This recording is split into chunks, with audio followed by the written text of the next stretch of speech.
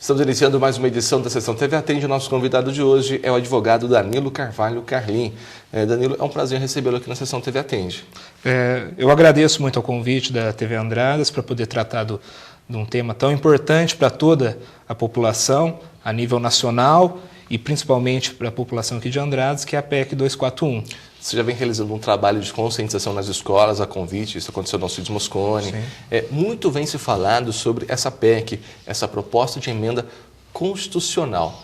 Mas para quem está em casa entender, o que significa isso, Danilo? Vejamos que essa proposta de emenda constitucional, ela vislumbra reduzir os gastos, aliás, conter os gastos que a administração está tendo atualmente. Por quê? O governo antecessor, ele teve uma série de gastos que até caiu na rede, na mídia nacional, e que esses gastos ultrapassaram o poder econômico do Estado. Sendo assim, o governo atual resolveu, falou, não basta, eu vou, por medida da PEC 241, dar uma retenção nos custos. Eu vou deixar de investir em certos setores para acertar as contas da União. Ou seja, é a mesma coisa que ele fala assim, você tem R$500 a partir de agora para você ir ao supermercado fazer a sua compra. Seria mais ou menos isso? Exatamente. O governo, o que ele via? Tem um gasto excessivo. Eu estou gastando mais do que a minha receita. Só que o quê? Eu vou cortar esses gastos e vou limitar.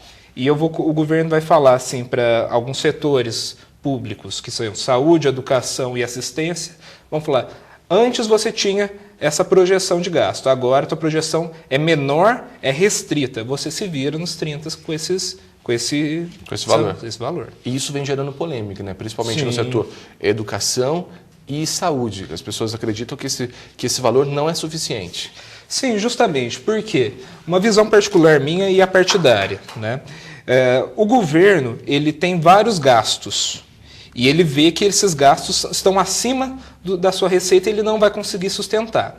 O que ele deveria fazer, numa visão particular minha? Conter certos gastos com gabinete de parlamentares, conter certos gastos com publicidade, certos gastos com tributação, melhorar, incentivar a população a entrar no mercado de trabalho, para melhorar a economia. Por sua vez, o que ele faz? Ele contém os gastos de despesas primárias, que a gente chama, que é saúde, educação e assistência. Resumindo para a população entender, é como na minha casa. Na minha casa, se eu estou devendo no banco, que é igual o governo está, eu vou cortar despesas com viagens, vou cortar despesas com jantares, com coisas secundárias. O governo, por si só, ele não está fazendo isso. Ele vai manter essas despesas e vai cortar aonde são as despesas primárias, que é saúde, educação e assistência. Quem que vai sofrer? A população. Esse corte, de investimentos que eles vão estabilizar, né, ali. Esse corte ele vai afetar nos próximos 20 anos. Então, ou seja, o procedimento hoje, o custo hoje com o SUS é Daqui 20 anos, o que eu vou gastar com o SUS é a mesma coisa que eu gasto hoje. E isso é inconcebível. Por quê? Porque hoje, para eu pegar e tirar uma pedra do rim de uma criança, eu faço um procedimento cirúrgico, eu corto, abro, tiro a pedra do rim. Se o governo ele não tem dinheiro para investir num aparelho para cirurgia laser, gastar 300, 400 mil, ele vai fazer várias cirurgias de risco para a população e não vai acompanhar o avanço da medicina. Ou seja, as classes submissas que dependem do SUS vão realmente ter problemas aqui. E essa é uma proposta que já foi aprovada numa parte e deve ser aprovada até o final do ano, para começar a valer já nos próximos anos, né? Possivelmente. O governo ele acelerou muito. Existem propostas de emendas à Constituição que tramitam durante muitos e muitos anos. Ocorre o quê? Como é de um interesse muito grande do governo que essas medidas comecem a entrar em vigor em 2017, mais tardar em 2018, eles aceleraram o processo legislativo ao máximo. Ou seja, o governo federal sinalizou para o Senado e para a Câmara dos Deputados que ele quer rapidez para aprovação dessa PEC. E atrás dessa PEC também, que é o primeiro ajuste, que é o ajuste fiscal, do governo, vai vir também ajustes na legislação trabalhista, ajustes na legislação previdenciária e em outras legislações também, tributária também, que vão afetar e que vão praticamente onerar a população mais marginalizada, né? A classe média e a classe do proletariado, os pobres mesmo. Você vem fazendo um trabalho a convite de escolas de esclarecimento. Qual que é a principal dúvida que os alunos hoje, que os jovens que estão no ensino médio vêm encontrando com essas medidas? O meu trabalho aqui é realmente buscar um questionamento dos alunos. Eu chego para os alunos e falo basicamente, o governo está tomando tais atitudes. Tais atitudes vão influenciar a sua família e a você, não hoje, que você tem 16, 17, 18 anos, mas quando você tiver 30, 40 anos. Isso que está acontecendo agora, se você pelo menos não entender, meu trabalho basicamente é esse, em fazer que os adolescentes entendam o que está acontecendo.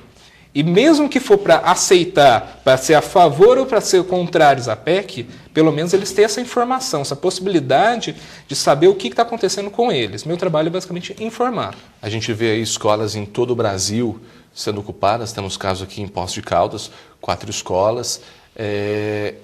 Isso é o medo dessa PEC afetar mesmo diretamente a educação do país? Justamente. O que a gente tem nesse cenário atual? O governo até agora tenta trabalhar a PEC na surdina. Ele tenta aprovar ela, tenta implantar ela e com o decorrer dos anos a população vai ter um problema aqui com saúde, educação e não vai sentir. O que acontece com as ocupações que estão ocorrendo em várias cidades? Por conta do governo querer trabalhar isso na surdina, ele não traz para a população as causas e as consequências da PEC. Esses alunos, eles estão tentando explicar para a população. Só que, por outro lado, eles não estão tendo espaço na mídia para explicar o que é o posicionamento dele. Então, muitas vezes, eles parecem ser baderneiros, eles parecem que estão querendo fazer arruaça, que não quer estudar. Mas, na verdade, não. Eles chegam e estão falando assim, nossa escola é deficitária, nossa escola tem uma merenda ruim, nossa escola, os ventiladores não funcionam, a gente tem que fazer trabalhos para arrecadar dinheiro para a escola, temos que fazer festinhas, para fazer um bazarzinho, para conseguir comprar um ventilador, para conseguir. O governo está falando para nós que está linda, maravilhosa a escola e ela pode se manter desse jeito durante 20 anos. É um basta que os alunos estão dando e que está sendo deixado de lado, né? A mídia está colocando eles como baderneiros, mas não, eles não têm quebra-quebra, não tem arruaça, é um movimento totalmente organizado.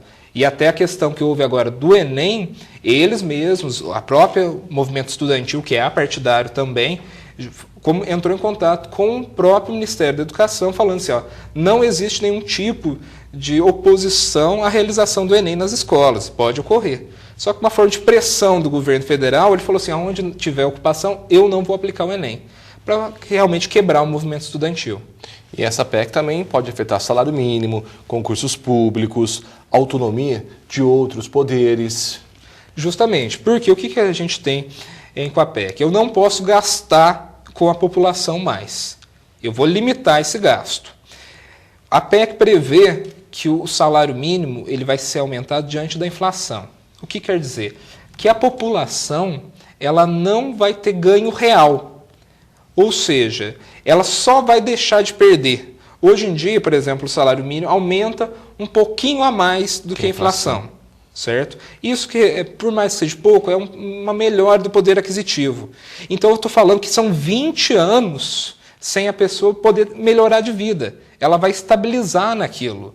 A vida dela vai ser daquele jeito, os recursos na saúde, de educação e assistencial vão diminuir, e isso vai refletir negativamente para ela e para a camada que precisa dos investimentos públicos. O que a PEC prevê também? Que se não conseguir atingir, vai reduzir o número de concursos públicos.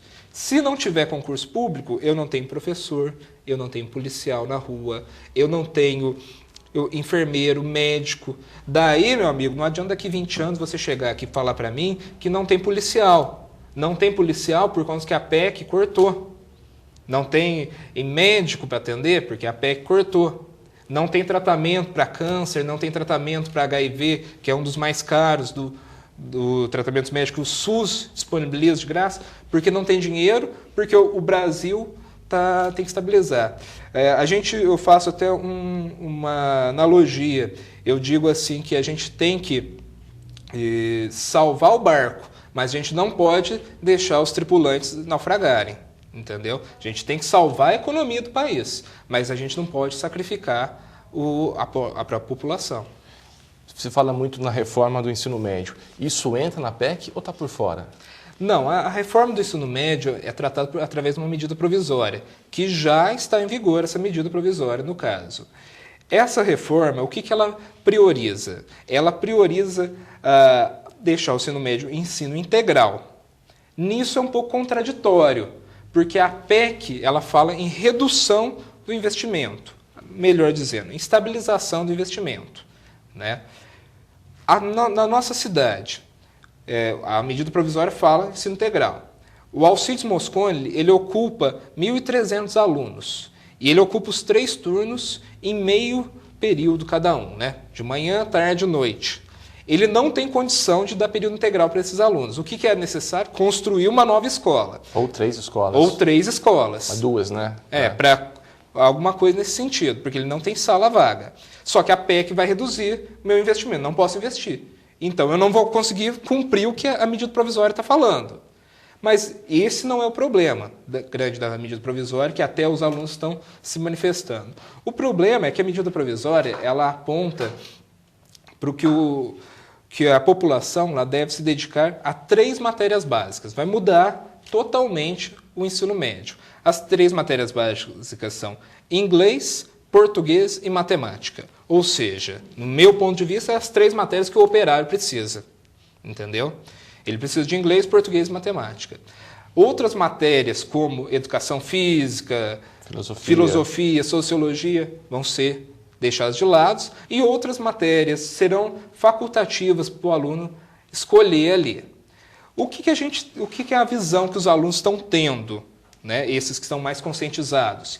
Que, olha, se eu não vou ter um ensino médio de qualidade, que a tendência é essa, se vai ter corte na educação, ou seja, vai refletir em ProUni, vai refletir em FIES, vai refletir em SISU, ou seja, vai reduzir.